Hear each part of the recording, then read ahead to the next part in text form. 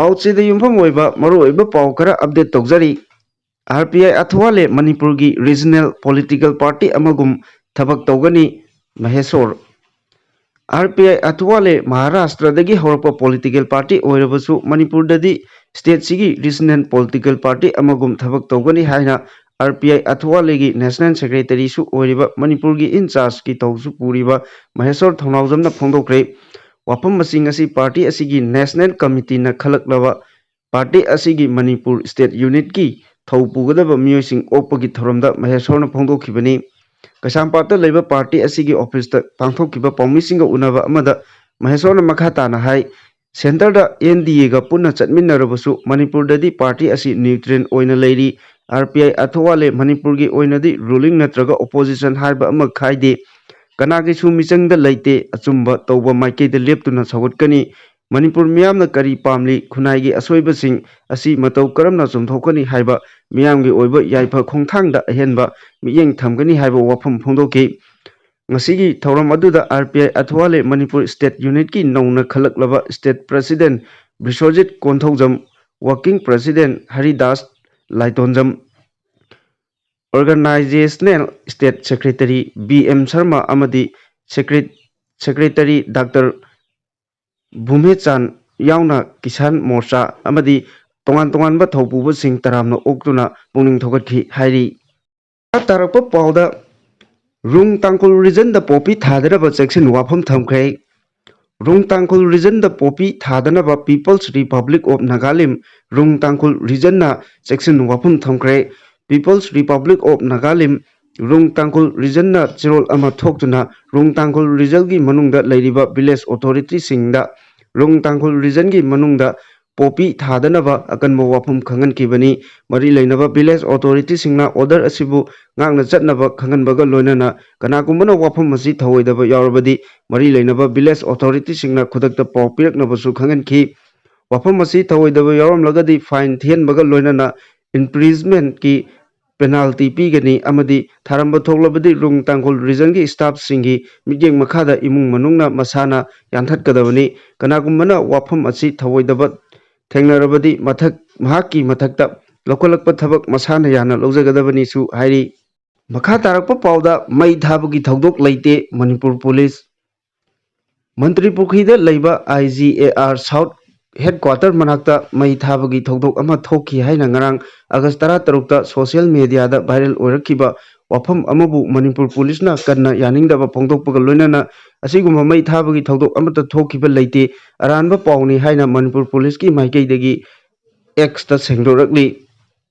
ngarang Irai नुमित की नुंथिल पुंग 2 minute 40 ताबदा Chandel district की ADC chairman Ringo कौबा Naga फुरुप की मियोय अमगी मयुम मई थाखरे हाइना फेसबुक पोस्ट संदोरखिबा वाफम अमगा मरी लेनना मणिपुर पुलिस की माइकेदगी सेंगदोरखिबनी। फेसबुक पोस्ट अदुदा सखंगदबा मियोय खरना मई थाखिबा युम अदु मतम अमदा कुकी फुरुप की फैमिली लेरंबा युमनी हाइनासु क्लेम तौखिबनी। रॉयल इनफील्ड मोटर साइकिल दा लाकपा मियोय अहुमना युम अदु मई थाबा ओइगनी हाइबगी थाजबसु फोंदोरखिबनी। मणिपुर पुलिस की माइकेदगी असिगुम्बा अरानबा वाफम सिंग कनागुम्बा सिंगना सोशल मीडिया दा संदोकपिदनबसु अपील तौरी। मखा तारकपा पाउदा सैसकपी थोक्सम लंचना चनुबु NEZCC ना एवार्ड पीनबा खलकले। कोंगबा सौदोंपुंगदा लेबा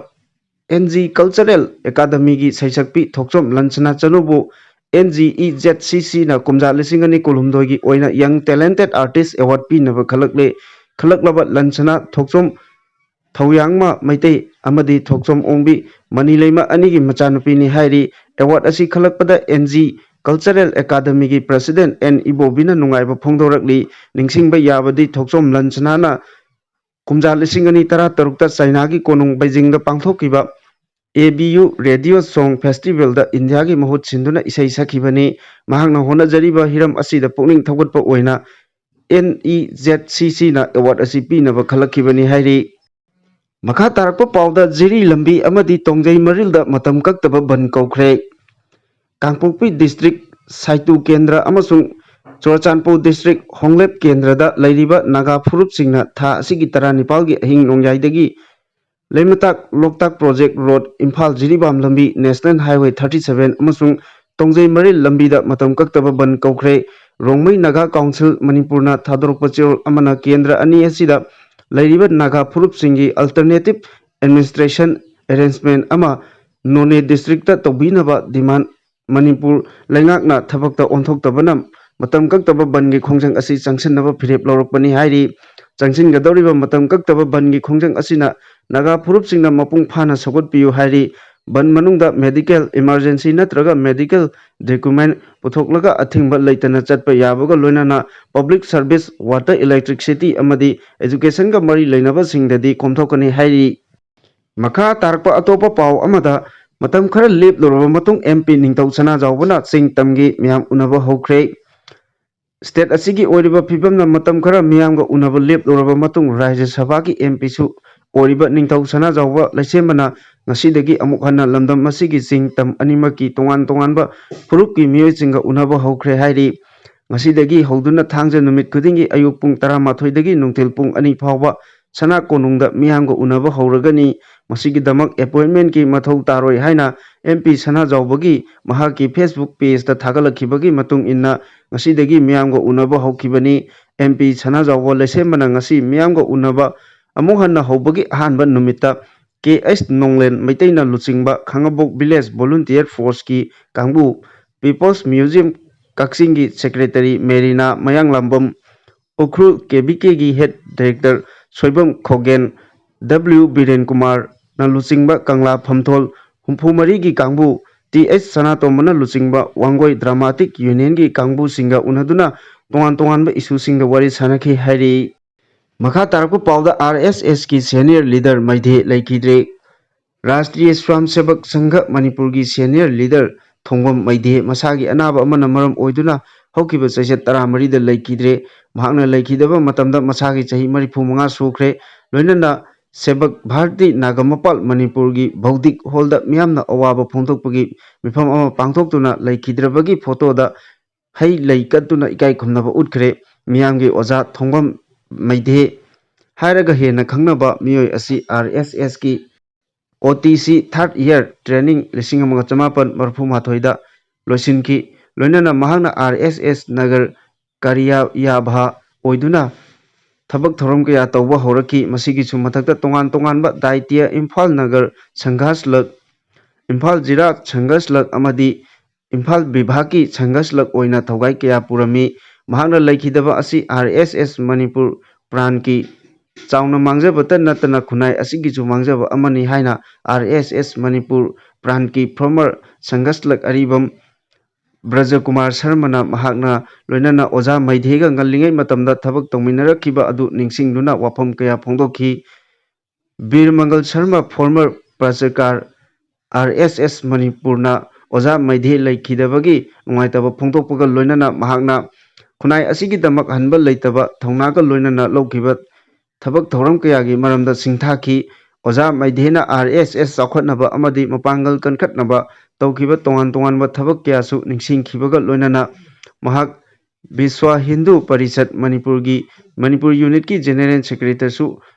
Oina Thabak Kya Torami Haina Phongdoki Laikidraba Oza Maidhe DM College Imphal da Graduate Loisinki Loinana Chatra Oiringai Matamda College asigi General Secretary Oina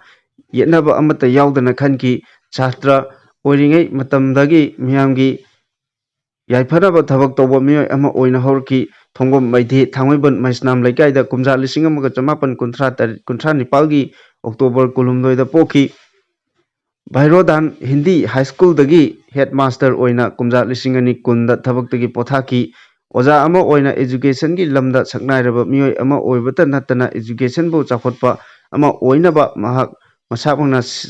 Shiksha Vikas Samiti Manipur Founder Secretary Oiduna Linkhatki Loinana Bal Vidya Mandir Palace Compound Hairiba School asi Haldokpadasu Maru Oiba Thodang Kaya Loki Hairi Sebak Bharti Manipur Nagamapal da Pangthokiba Condolence meeting da Miyamna Laikidrabagi Mafamda Ikai Khumnaba Utpa Oina Minute Ani Tumina Lepkhibaga Loinana Iswargi Mafamda Shanti Oina Leirunaba Thongnijaki Hairi Makha Tarakpa Pauda Kadangban Government High School Lansang Amagum Chalaiduna Leihori Manipurda haukiba kumja lising ani kulumdoi gi me ahumdagi thokliba kangluk ki irang asina mahoksa gi punsida chauna akaiba pirakliba asigi saruk ama oina Imphal dagi kilometer 10 rom Nongsup lomda chatlaga leiba Imphal West District ki Kadangban dasu lan asigi saiteng haujisu kham thengna mayokna hauri khul asigi amata ngairaba mahailoisang oiriba Kadangban High School BSF ki camp oisinbadagi lansang amagum leihauri mioi cham lising amaga chani rom khundaba chingkhongda taba khul asida hana private school ahum yauna mahailoisang mari leiramba adu irang asina maram oiraga private school sing chalaiba lepkhibadagi lengaki amata ngairaba Kadangmal High School asi khaktamak chalai hauri lanai school sing adudi hana tamlamba mahiroi sing kayamarum su government high school asida tamlakle adubu hariba lengaki school asida lengaki oiba oja mari khak leiba maramna mahiroi sing asisu takpi tambina bo honabada khamthengna awaba mayokna hauri masigi su mathakta mafam asi handaki irang asida yamna toina khut thokna khiba mioi karam kayamarum isi minat nangkraba mafam ama oibana security force na akan ma section tarang lokolauri khul asigi amata ngairaba Kadangban High School asi BSF laisinduna school asigi lanmi camp amagum sijina hori school complex ki akoibada gaf wire ngapi gani buff wire khajinba khakta natana school gi gate bunker sajinduna pungkun mari santri taduna langban amaga chap manaba mawongda semgatuna lehawi hairi makha tarakpa atopa pau amada mifam pangthoktuna warep kaya lokre Churachandpur Police Station da mathau tawriba Home Department gi runner Abdul Gafar bu tamthina ot nairaba matungda thadoropagi matangda ngasi kwakta miyamgi oiba mifam pangthokpaga loinana warep kaya lokre hairi Coalition of Civil Society Organization kwakta na sinduna pangthokiba miyamgi oiba mifam aduda lokhiba warepsing adudi Home Department da runner oiriba Abdul Gafar bu tha asigi 12 da miyoi kharana pharaga tamthina ot nairibada natana furakpada chenabasing phaduna Cheirak pihanba puba thangba ngamloidaba selgi demand tawrakpagi miyamna awaba mayoknariba asi lengakna matik chaba khongtang lokhalhanba taksinba tamthina phubadagi soklaba Abdul Gafar gi layengbada changba pumnamak Home Department na puthokhanba amasung warepsing asi Chief Minister da yohanba haibana singbasing asini mifam aduda saruk yakiba Jamiyat Ulema Bisnupur District ki Sadar Islauddin Kwasimir hai miyamna lengak ama leiri haibagi thajaba thamlabasu karigumba matamda lengak asi leitabagum miyoi kharana tawningbata tawrupagi mawong ama lakpa asi nungaitaba phawi center dasu state asi dasu BJP gi lengak mapangal kanna leiribani maramaduna lengak asina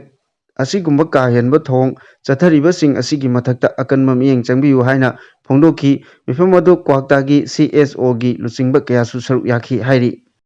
makha tarpa pauda khuga dam gi manakta lam yonbaga mari lenana FIR lokhakhre Churachandpur district ki manung chanba khuga dam ga tainana leiba maru kokthoklaba chingmai ama tongan ba plot oina yonbagi wathok ka mari lenana Churachandpur police na FIR lokhakhre wathok asiga mari lenana Manipur lenga ki water resource department gi superintendent engineer amana Churachandpur police ki station gi officer in charge ta wakalakpadagi FIR adu lokhakhibani hairi wathok asiga mari lenana Bharatiya Nai Sahitya gi makhada case ama Churachandpur police na lokhakhre case asigi FIR number na 21408 2024 ni aduga paliba section singna 326B 3293 35 BS Act ni water resource department gi SE aduna Churachandpur PS ki OC da thagalakhiba wakat aduda palliba wafamdi lanai mioi kangbu kharana lona yadaba mongda khuga damga tainaba mafamsingda lam loksinba amasung semgat sagatpagi thabak paikhatpagi pau phangle masimak miyamgi resource amadi akoibagi phibamda achobu chingnaba amani makoina chatharagliba thabak thong sing asi khuga dambu amang ata thonmata natana dam asibu motsinhannaba maram ohelli makoina lam khopchilakpa asina mahoksagi oiba landscape ta akaiba pibata natana damgi area asigi saktamdasu chauna amangba ohelakani masima akoibagi phibam amasung miyamgi ising pinaba thorangda solaknabagi maram oigani haiba mafam asida lam khopchiliba miyoising aduna hana horamba u pambi yanthatpaga loinana lambina singba semjinba horakle haiba khangle asigumba phibam asi laksinabagi damak Churachandpur police station gi logi miyeng makhada khudakta thawak paikhatpiu loinana FIR ama adugumba thawngsing chathariba miyoising adugi mathakta lokhattuna thigatpinaba loinana ꯃꯈꯣꯏꯅ ꯆꯠꯊꯔꯛꯂꯤꯕ ꯊꯕꯛ ꯊꯧꯑꯣꯡꯁꯤꯡ ꯑꯗꯨ ꯂꯦꯞꯍꯟꯅꯕ ꯊꯕꯛ ꯂꯧꯈꯠꯄꯤꯌꯨ ꯍꯥꯏꯅ ꯄꯜꯂꯤ ꯄꯟꯕ ꯌꯥꯕꯗꯤ ꯍꯥꯏꯔꯤꯕ ꯂꯝ ꯑꯁꯤꯒꯤ ꯃꯅꯨꯡꯗꯒꯤ ꯐꯨꯠ 50 ꯄꯥꯛꯄ ꯐꯨꯠ 30 ꯁꯥꯡꯕ प्लॉट लुपा लाख अनीदगी लाख अनी मखाई फाउबदा योली हाइना सोशल मीडिया दा थागलकपदगी वायरल चलक्किबनी लोइनना मधु लाइनिंगबा मियोइसिंगना मोबाइल नंबर 9612928199 नत्रगा 9612340868 ता पाउ फाउबिरकनबा यागनी हाइना कुकी फुरुकी लोल दा वाफमसिंग फोंदोरपगी वीडियो अदुदा यावरी हाइरी मखा तारकपा पाउदा डॉक्टर नुपी हाटखिबगी मयोक्ता मणिपुरदसु अना लायंगी थबक लेप्तुना खोंजंग चंगसिनख्रे कोलकाता लैबा RG Kar medical college trainee doctor नुपी अमबु गैंग रेप तौदुना मिनुंगसी लेतना हाटखिबगी मयोक्ता लेबाक पुंबा पुंग कुनमरी अना लायंगबगी थबक लेपगी खोंजंग चंगसिनखिबगी सरुक यारदुना मणिपुरदा लैरिबा प्राइवेट अमसुंग गवर्नमेंट मेडिकल इंस्टीट्यूशन सिंगना अना लायंगबगी थबक लेप्तुना वाकत मिफम चथखरे रिम्स की ओपीडी ममांगदा चथखिबा वाकत खोंजंग अदुदा सरुक याखिबा इंडियन मेडिकल एसोसिएशन की vice president doctor Gangom Arun Kumar ना हाइकी कलकत्ता की आरजिकार मेडिकल कॉलेज दा पीजी महिरोय अमा तमथिना ओटलगा हाटखिबा अदुदा चेनबसिंग अहकप चेराक पियु इंडिया दा लैरिबा हेल्थ सेक्टर दा थबक तौरिबसिंग मसा ngakthoksanaba लो अमा सेंबा मथौ ताई अना लायंगी लमदा थबक तौरिबा मियोइसिंग मसा ngakthokchabana इंडिया की लेंगाकना लो अमा सेंबगी तंगाई फदबा लैरे मदु नतबा तारबदी हाटनिंगदबा थौखनिंगदबा थौदोक कया मखा ताना थोरकप याबगी अकीबा लै खोंजंग असिगी सरुक अमा ओइना ngasi लांगोलदा लैबा Shija hospital and research institute ता पांगथोकिबा वाकत खोंजंग अदुदा association of health care providers India Manipur की चैप्टर की प्रेसिडेंट अमसुंग हॉस्पिटल असिगी मैनेजिंग डायरेक्टर डॉक्टर पालिन खुंदोंगबमना हाई अगस्त 9 कलकत्ता की आरजिकार मेडिकल कॉलेज दा मिनुंगसी लेतना पीजी तमलिबी डॉक्टर अमबु गैंगरेप तौदुना तमथिना हाटखिबगी थौदोक अदु अकनबा मोंगदा कंडेम तौई थोकिबा थौदोक अदुना मरम ओइरगा स्टेट असिदा लैरिबा हेल्थ एस्टाब्लिशमेंट पुमनमक खोंजंग चंगसिनबगी फिरेप असी लौरपनी लेबाक मचा तादबा थोंग असी मियामदा खंगहनदुना थौदोक असिदा हक्थेंगनना चेनबा मियोइसिंग चेराक पिफम थोई खोंजंग असिना मरम ओइरगा हॉस्पिटल असिदा नुंगतीगी अना लायंगबगी थबक चथरंबा अदु लेप्तुना सुमनतगी इमरजेंसी की ओइबा अना लायंग खक्तमक चथबनी हाइकी वाकत मिफम अदुदा सरुक याखिबा Indian medical association state branch की सेक्रेटरी डॉक्टर सोराम गौतम नहाई इंडिया दा ममांग थक्तगी ngasi फाउबा डॉक्टर सिंगदा मियोट मिनै अकी अखंग पीबगी थोंग अदुमक चथदुना लागली कलकत्ता की हंदक थोकिबा तमथेरबा थौदोक असी हक्सिन लौई थौदोक अदुदा चेनबा मियोइसिंग लोगी ओइबा चेराक पिफम थोई मखोइगुंबा महिकसिंग असिदा चेराक पीबगी महूत नमसिनदुना थंबगी मतम नत्ते हाइकी खोंजंग अदुदा safety for doctor safety for all state with medical fraternity stand for women safety no more violence in health care पाइबा प्ले कार्डसिंग सिजनदुना वी वांट जस्टिस हाइबा खोलाव कयासु लाउकी हाइरी अमरोमदा इंडियन मेडिकल एसोसिएशन की लिसिंग मखादा लेबाक असिगी मफम सिनबा थुंगना हॉस्पिटल सिगी रूटीन सर्विस लेप्तुना वाकत मिफम चथखिबा अदुदा सौगतलदुना जेनिम्स तसु वाकत मिफम चथखि जेनिम्स की रेडिसेंशियल ngapigani resident doctor association amadi JNIMS student association ना खुसमनदुना जेनिम्स की ओपीडी ब्लॉक ममांगदा चथखिबा वाकत मिफम अदुदा we want justice justice delay in justice deny हाइबा खोलाव कया लाउबदा नतना save the saviour save doctor save nation stop violence against doctor हाइना थाबा प्ले कार्ड सिंग कया सुसिनकी अमरोमदा लेबाक सिनबा तुंगना चंगसिलिबा खोंजक असिदा सरुक यारदुना इम्फाल की राज मेडिसिटी की डॉक्टर नर्स स्टाफ अमदी एम्प्लॉई सिंगना चंगसिनखिबा खोंजंग अदुदा हॉस्पिटल असिगी डॉक्टर सीएस अरुण कुमार ना हाई अगस्त 9 कलकत्ता थोकिबा तमथिरबा थौदोक अदु अकन मोंगदा कंडेम तौई थौदोक अदुदा चेनबा मियोइसिंग खुदिमक हकप चेराक पीगदबनी हाइखी मखा तारकपा अतोपा पाव अमदा सिक नुपी अमा था मापल चुपना नुपी ओइबिगी इकाई खुमनबा मंगनख्रे नुपा अनिना सही निफु रोम सुरबी सिक नुपी अमा था मापल चुपना नुपी ओइबिगी इकाई खुमनबा मंगनख्रे हाइरी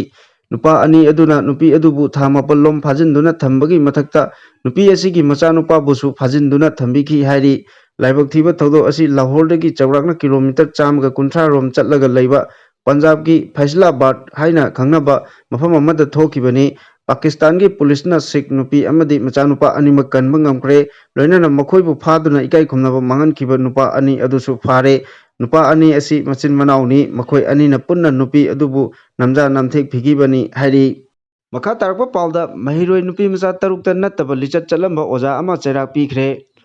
ꯑꯣꯖꯥꯒꯤ ꯁꯤꯟꯐꯝꯕꯨ ꯂꯩꯈꯥ ꯇꯥꯍꯟꯅꯕꯒꯤ ꯊꯧꯔꯝ ꯑꯃ ꯑꯣꯏꯅ ꯇꯥꯏꯋꯥꯟꯒꯤ ꯑꯣꯖꯥ ꯑꯃꯅ ꯃꯍꯥꯛꯅ ꯇꯥꯛꯄꯤ ꯇꯝꯕꯤꯔꯤꯕ ꯃꯍꯩꯔꯣꯏ ꯅꯨꯄꯤ ꯃꯆꯥ ꯇꯔꯨꯛꯇ ꯅꯠꯇꯕ ꯂꯤꯆꯠ ꯆꯠꯂꯝꯕꯒꯤꯗꯃꯛ ꯀꯣꯔꯠꯅ ꯆꯍꯤ 19 ꯖꯦꯜꯗ ꯂꯩꯅꯕ ꯆꯩꯔꯥꯛ ꯄꯤꯈ꯭ꯔꯦ ꯍꯥꯏꯔꯤ ꯆꯍꯤ 30 ꯔꯣꯝ ꯁꯨꯔꯕ ꯀꯤꯗꯔꯒꯥꯔꯗꯟꯗ ꯑꯣꯕꯖꯥꯔꯚꯔ ꯑꯣꯏꯕ ꯃꯥꯎꯁꯨꯟ ꯁꯦꯟ ꯍꯥꯏꯔꯤꯕ ꯑꯣꯖꯥ ꯑꯁꯤꯅ ꯃꯍꯩꯔꯣꯏ ꯅꯨꯄꯤ ꯃꯆꯥ ꯇꯔꯨꯛꯇ ꯄꯨꯟꯅ ꯔꯦꯞ 11ꯔꯛ ꯇꯧꯈꯤ ꯑꯗꯨꯒ ꯑꯣꯠꯄ ꯅꯩꯕꯒꯤ ꯊꯧꯑꯣꯡꯅ 208ꯂꯛ ꯆꯠꯊꯈꯤ ꯑꯃꯗꯤ ꯅꯨꯄꯤ ꯃꯆꯥꯁꯤꯡ ꯑꯗꯨꯒꯤ ꯐꯤ ꯊꯣꯡꯗꯕ ꯚꯤꯗꯤꯑꯣꯁꯤꯡꯅ 3ꯔꯛ ꯅꯝꯗꯨꯅ ꯊꯝꯂꯝꯈꯤꯕꯅꯤ ꯑꯣꯖꯥ ꯑꯁꯤꯒꯤ ꯃꯊꯛꯇ ꯀꯦꯁ ꯄꯨꯟꯅ